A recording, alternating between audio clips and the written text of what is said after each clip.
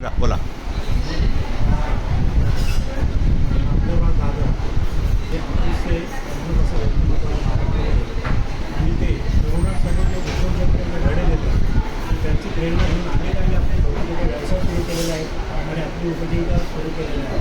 नोकरीवर अवलंबून न राहता तरुणांनी उद्योजकतेकडे वळावं असं त्यांचं प्रामाणिक मत आहे आणि ते खरं सुद्धा आहे. कारण आज नोकऱ्या राहिलेलं नाही आहे.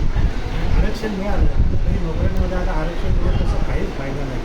त्यामुळे प्रत्येक तरुणाने मराठी तरुणाने विशेष करून उद्योजकतेकडे वळावं असं ते धडे देत असतात.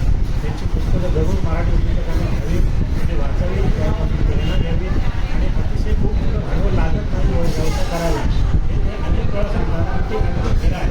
अगदी 5 ते 10 हजारापासून तुम्ही व्यवसाय सुरू करू शकता. फक्त तुमची मानसिकता कशी हवी, तुमचे विचार कसे आहेत.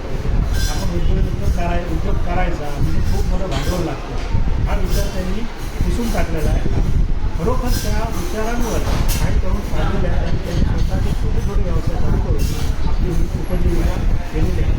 त्यामुळे मी सरांचे त्याबद्दल धन्यवाद मानतो. आणि त्यांनी हे कार्य त्यांना पुढे असं चालू ठेवावं की त्यांनी तरुणांची प्रेरणा बघावी अशी मी इच्छा व्यक्त करतो.